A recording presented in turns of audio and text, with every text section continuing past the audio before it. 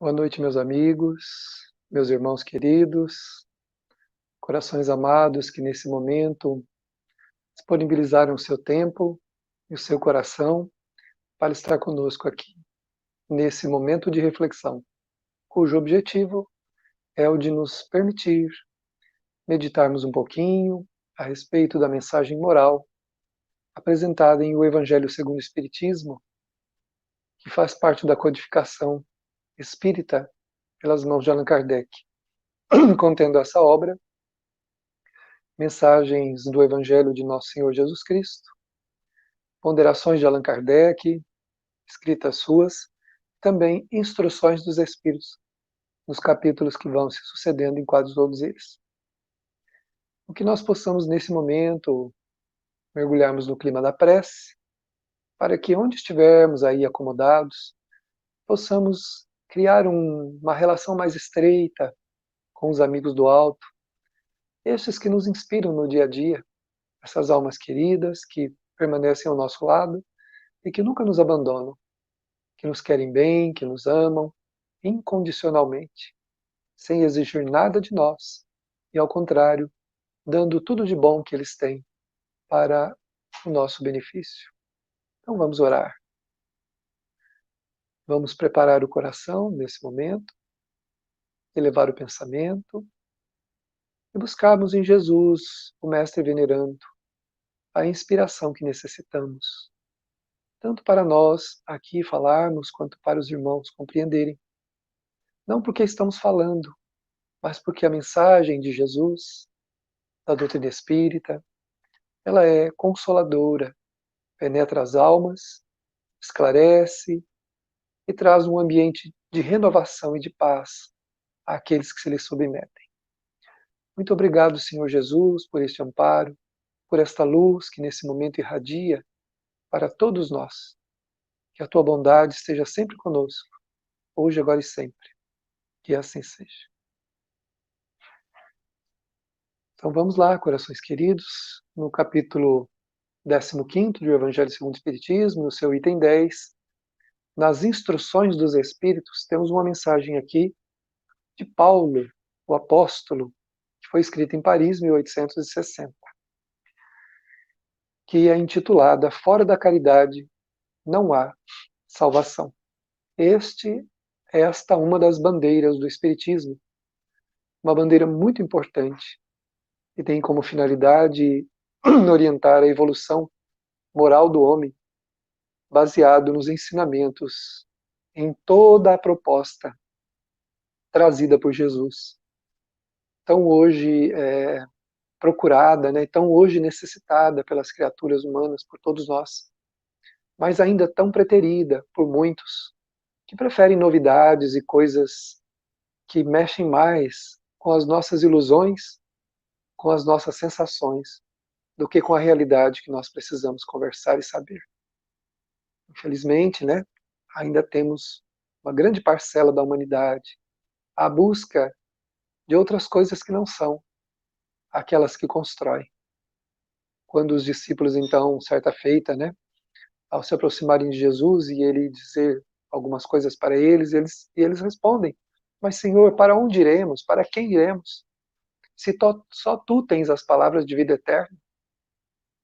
Olha só. Naquele tempo, os discípulos já reconheceram isso. Só tu tens as palavras de vida eterna. Alguém diria isso, mas foi naquele tempo, né? Lá naquele tempo passado. Um dia perguntaram a Chico Xavier: Chico, qual é a novidade? A novidade é o Evangelho. Ela continua sendo o nosso grande desafio. Essa mensagem de Jesus ainda continua para nós um grande desafio que nós necessitamos, com urgência, tomar consciência dele, ciência, consciência e vivência. Vamos ver o que o apóstolo Paulo então nos diz nesta mensagem. Meus filhos, olha que bonito, né? Que sublime. Já começa chamando a gente de filhos, né? Imagina esse tratamento paternal. Como que esses espíritos nos querem bem? Como que o amor desses espíritos envolvem as nossas almas? Meus filhos. nos chamam de seus filhos. É porque é assim que eles nos veem. Quando olham para a humanidade, nos veem como sua família. Né? E nós ainda fazemos tantas distinções entre nós, né? Nós temos preconceitos, né? Nós temos achismos que vão nos separando em castas, em, em nacionalidades, em uma série de características que vão criando os chamados campos de preferência e os campos de exclusão, onde as pessoas vão excluindo das suas vidas os seus irmãos. E vem um espírito dessa envergadura e nos chama de seus filhos. Não é algo para a gente pensar um pouco? Não é algo para a gente refletir? Vamos lá. Na máxima, fora da caridade não há salvação, estão contidos os destinos dos homens na terra e no céu. Na terra, porque à sombra desse estandarte eles viverão em paz. No céu, porque aqueles que a tiverem praticado encontrarão graça diante do Senhor. Olha só. Então, todo o nosso destino está nesta máxima. Ele não disse algumas coisas. Estão contidos os destinos dos homens na terra e no céu. Nós almejamos tanto, né? Quanta gente diz assim, eu tô assim, tenho uma vida difícil, uma vida penosa, né? Quem sabe eu conseguindo fazer as coisas aqui direito, eu vou para o céu depois que eu desencarnar. Aquela crença ainda de achar que o céu é um lugar, né, para onde onde a gente vai ali gozar de uma certa beatitude, né? Mas que a doutrina espírita nos ensina, por causa dos ensinamentos do mestre, que esse céu está dentro de nós. Né? Mas para que a gente tenha esse céu dentro de nós, é preciso levar Jesus para dentro. Porque Paulo coloca muito bem, na terra, porque quando nós vivenciarmos a caridade na sua plenitude, nós viremos em paz. Não haverá no mundo nenhum tipo de guerra, não haverá no mundo ninguém contra ninguém, ninguém tendo preferências de nada, todo mundo olhando uns para os outros com amor, com bondade, ajudando, né? Se ajudando, não um tirando do outro, né? Não estamos aqui criticando ninguém, apenas para que a gente pense um pouco. Então, nesse momento, né, porque à sombra desse estandarte, eles viverão em paz. No céu, porque aqueles que a tiverem praticado encontrarão graça diante do Senhor. Então, quando levarmos Jesus para dentro de nós, nós encontraremos graça, ou seja, paz, harmonia, luz, né, que vai nos ajudando a viver feliz.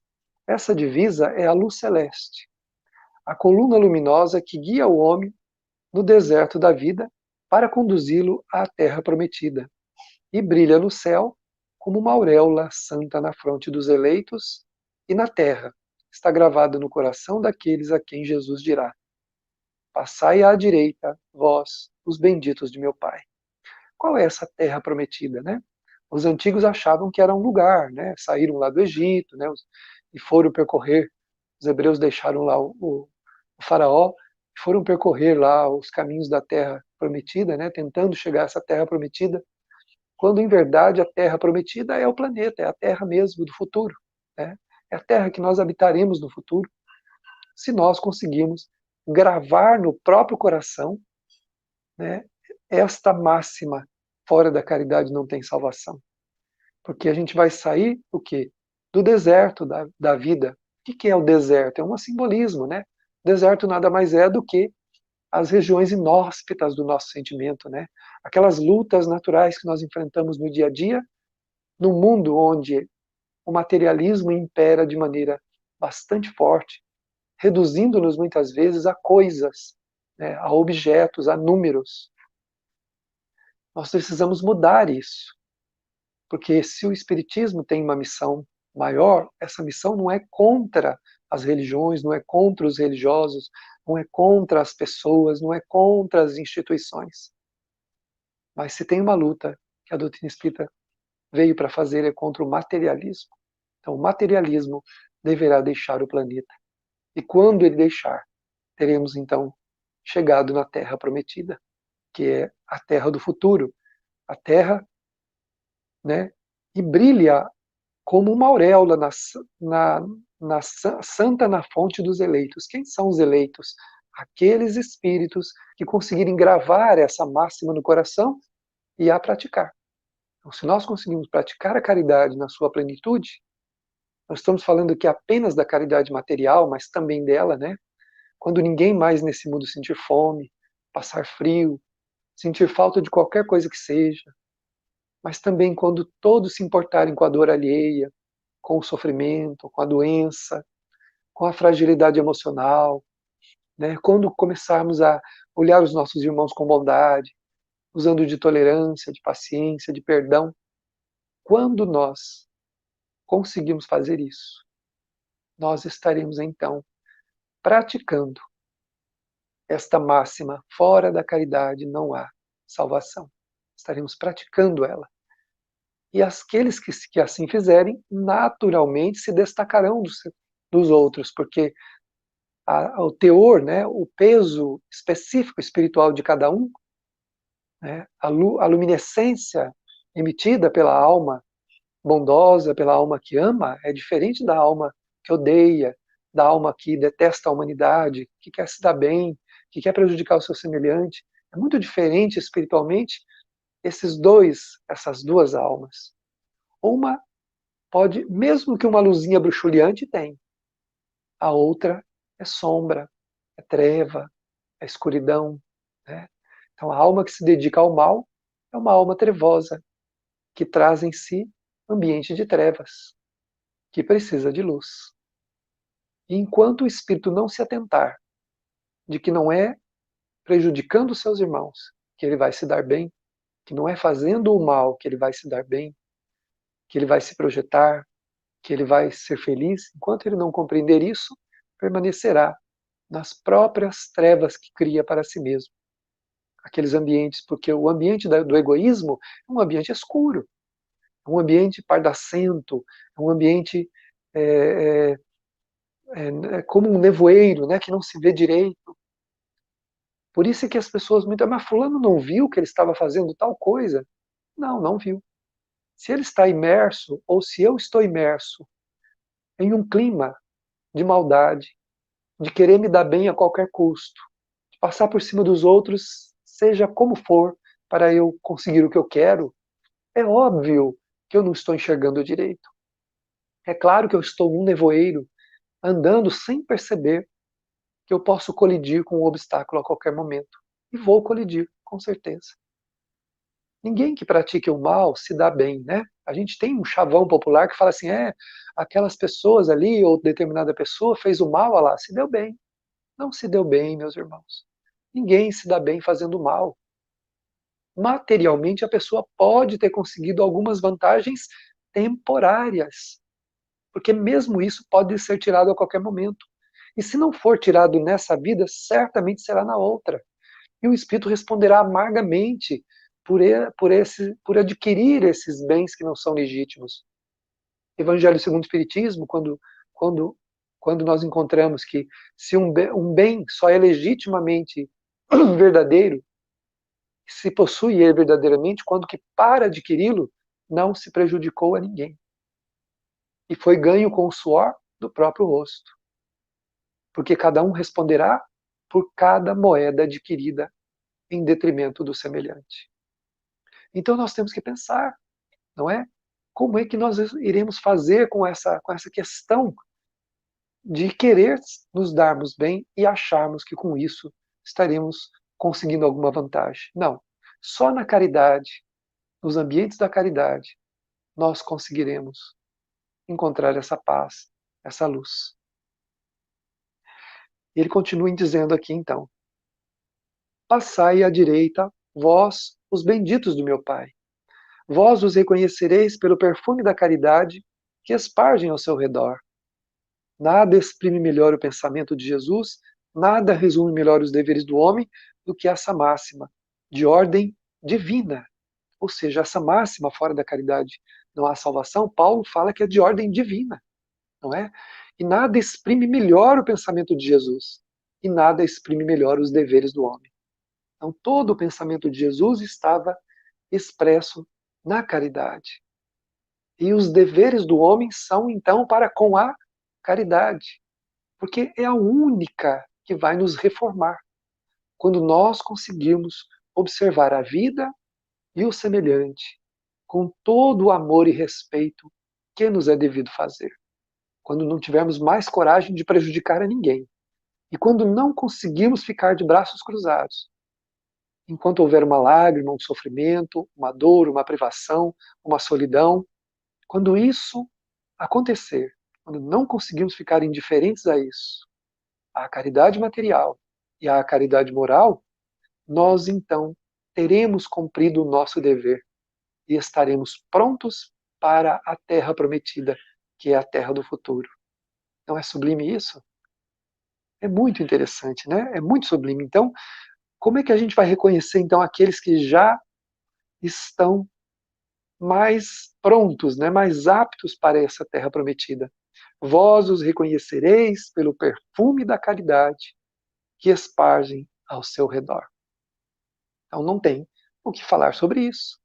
Quando falamos de caridade, nós vamos lembrar aqui então que é desde a caridade material do alimento até a caridade moral, que entra o perdão, a reconciliação, o não pecar mais, o ter compaixão das pessoas, ter misericórdia, o não julgar quem quer que seja, vencer todo e qualquer tipo de preconceito, porque Jesus não os tinha, né? Ele chegou a ser questionado sobre isso, mas o seu mestre come com as prostitutas, ele entra na casa das pessoas de má vida, e Jesus, quando chegou até eles, sabendo o que eles comentavam, disse: os sãos não precisam de médico, porque ele não tinha qualquer tipo de preconceito. Jesus não tinha nada, nenhum tipo de censura nos lábios. O que ele tinha era amor. E esse amor era de tal intensidade que ele abrigava a todos no seu coração. Isso é caridade, das filhas do amor, uma das filhas diletas do amor. Inclusive, é a que vai nos reformar, é a que vai mudar a nossa condição moral. A caridade vai mudar a nossa condição moral. Deixaremos de ser as pessoas que somos para sermos pessoas melhores através da caridade. Quando nos tornarmos almas caridosas, né? Dentro daquele contexto que nós já falamos. O Espiritismo não podia provar melhor a sua origem do que dando-a por regra, porque ela é o reflexo do mais puro cristianismo. Com um tal guia, o homem não se perderá jamais. Então, se a gente quer saber como é que a gente faz para não se perder, basta que nós passemos tudo ao crivo da caridade. E como é isso, né? Jesus deu a máxima para nós entendermos isso. Não façais ao teu próximo o que você não gostaria que te fosse feito. Então, quando fazemos isso, nós estamos eliminando das nossas possibilidades o mal contra os outros, pelo menos o mal consciente. É claro que em algum momento a gente ainda vai, como diz no ditado bem popular, né, a gente vai escorregar no tomate, né, a gente ainda vai tropeçar, mas vamos nos reerguer imediatamente e irmos na direção da transformação que nós precisamos. Por quê? Porque a gente não acredita mais que continuar sendo como a gente era está certo. Não é não errar mais, é que a gente não vai mais acreditar que agir daquela maneira está certo. Então nós temos que pensar sobre esse comportamento, né? Então ele coloca então que isso é o reflexo do mais puro cristianismo. Aplicai-vos, pois, meus amigos, em compreender-lhe o sentido profundo e as consequências, e em procurar por vós mesmos todas as suas aplicações. Como nós estávamos falando, tudo onde a caridade couber, ela será então por nós praticada. Voltando à definição, né? A caridade material e a caridade moral que nós comentávamos outro dia, né? Na caridade material, prover o sustento e a sobrevivência, ajudar as pessoas naquilo que materialmente elas necessitam. Se eu tenho mais, eu tenho o dever de dividir. Eu tenho o dever de oferecer alguma coisa àquele que tem menos. Por outro lado, na caridade moral, diz o Evangelho segundo o Espiritismo, pouco esforço a gente faz para nos suportarmos uns aos outros. Significa, bem conviver, aceitar as pessoas como elas são, não revidar, não brigar, não criar dissensões, porque essas dissensões elas são um atraso para nós. Porque com aqueles com quem nos indispormos, estaremos ligados com eles. Então, por isso que ontem falávamos, né, sobre o amor aos inimigos, que Jesus fala, né, amai os vossos inimigos, que é não desejar a ele nenhum tipo de mal. Orar por ele, pedir que ele seja agraciado com muita coisa boa, que nenhum mal aconteça para ele e ainda ficar feliz quando ele se dá bem. Né? Como o Ivan falava ontem na mensagem, muitas vezes a pessoa fala assim, quando sabe que o outro se deu bem, fala assim, logo ele, né? Logo ele lá se deu bem, ele que não merece nada. Fica com raiva, né? Até briga com Deus porque Deus deu a ele alguma coisa que a gente queria que ele se desse mal. Ou quando a pessoa se dá mal, a pessoa sorri, né? Aí a gente sorri feliz, fala bem feito. Tá vendo? Gente ruim é assim, tem que pagar. É isso que acontece com gente ruim, né? Gente ruim é assim. Então, esse tipo de comportamento precisa ser, aos poucos, abolido e corrigido por nós, toda vez que a gente sentir isso. Não estou falando que a gente não vai sentir, não. A gente pode, de algum momento, sentir mesmo, mas precisamos abolir esse comportamento, a fim de que ele deixe de existir nas nossas considerações. E se algum dia, em algum momento, ele escapar, não vai ser porque a gente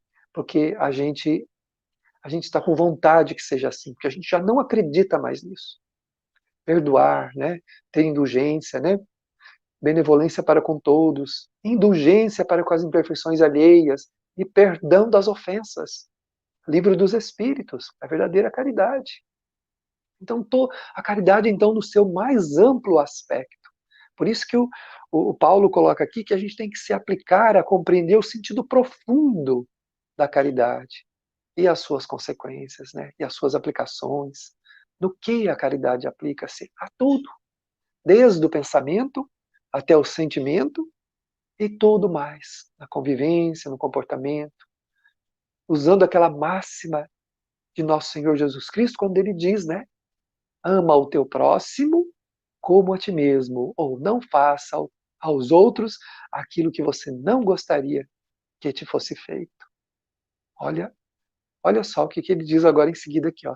Submetei todas as vossas ações ao controle da caridade. Não é uma ou outra, é todas.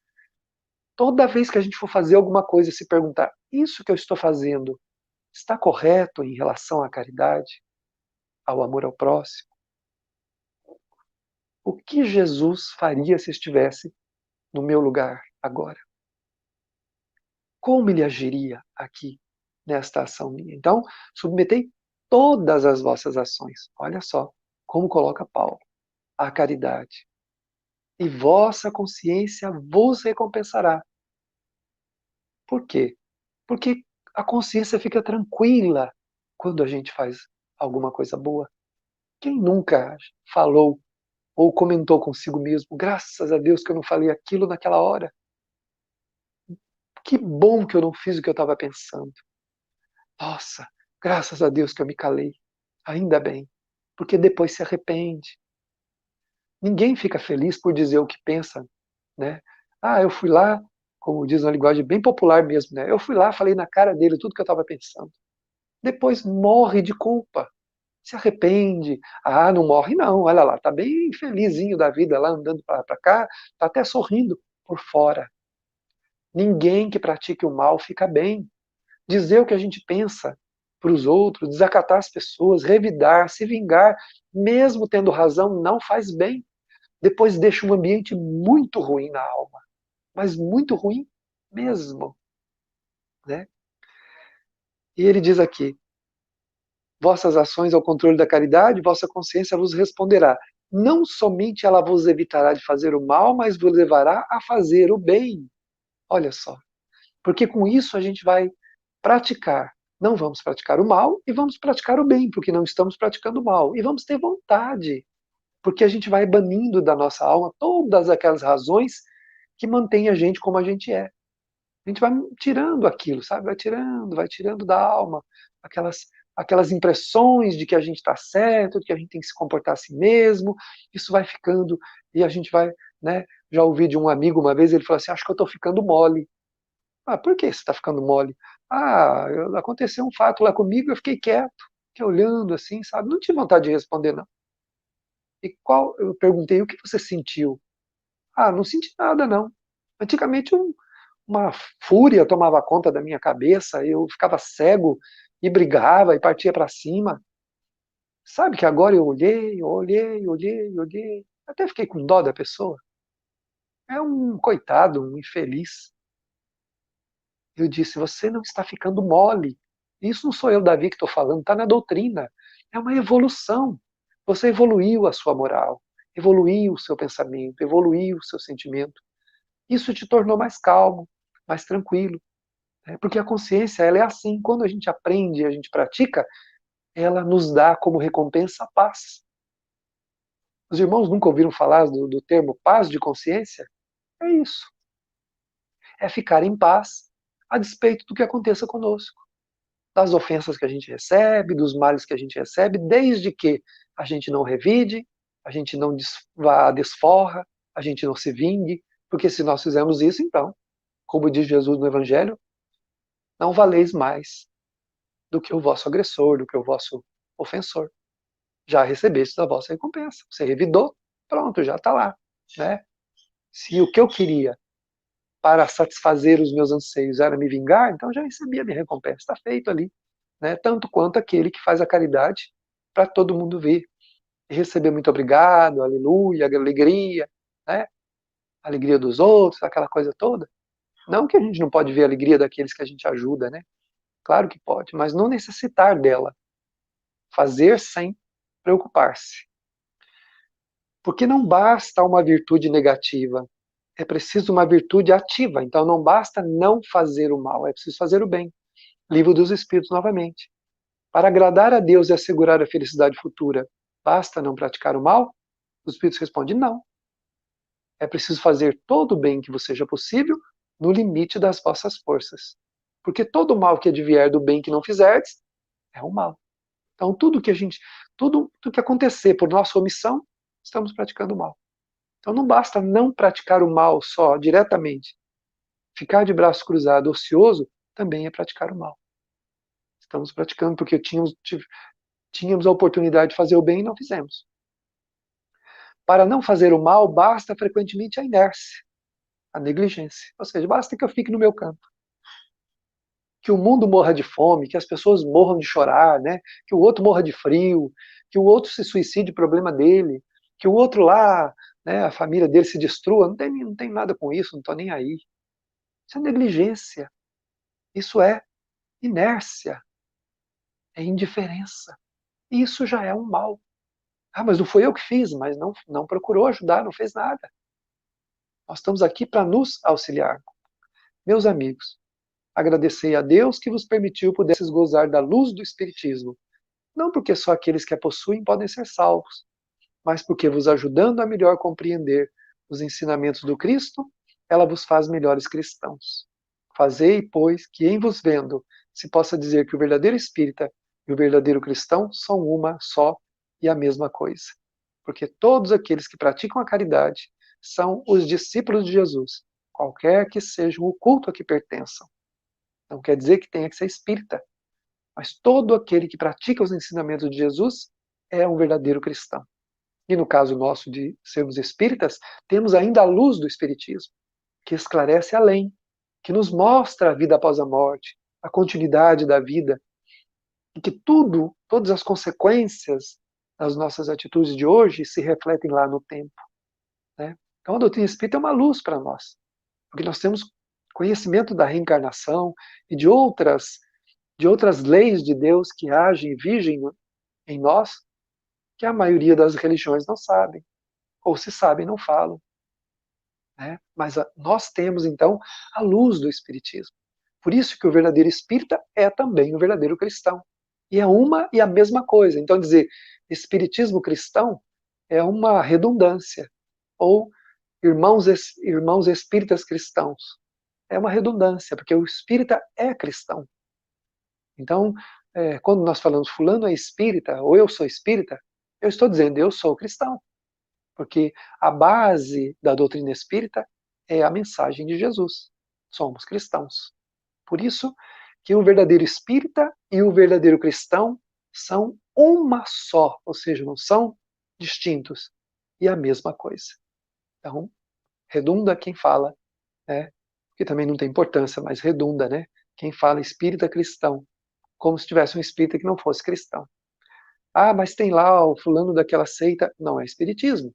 Espiritismo é o codificado por Allan Kardec.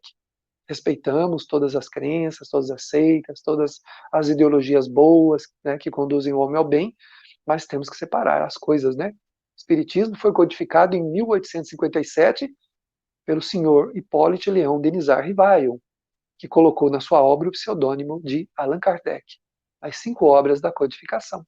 Então, isso é Espiritismo. Os demais, cada um tem a sua denominação, sem problema nenhum, sem que se critique quem quer que seja. A doutrina espírita não tem nenhuma bandeira levantada contra quem quer que seja, contra nenhuma religião. Todas as atividades do bem que levam o homem ao bem, ela, como o próprio Paulo coloca aqui no final, qualquer que seja o culto a que pertençam, desde que esse culto leve o homem a Deus. Não importa. Se está fazendo isso, se está praticando a caridade, se está amando o semelhante, é cristão. Encerramos aqui então nossas reflexões da noite, com a alegria de podermos ter feito alguns apontamentos. Queremos pedir então a Jesus, nosso Mestre querido, que nos abençoe e que nesse momento nos conduza à sua paz. Muito obrigado, Jesus. Ajude-nos para que possamos compreender e praticar a tua doutrina. Que assim seja. Muito obrigado, meus irmãos.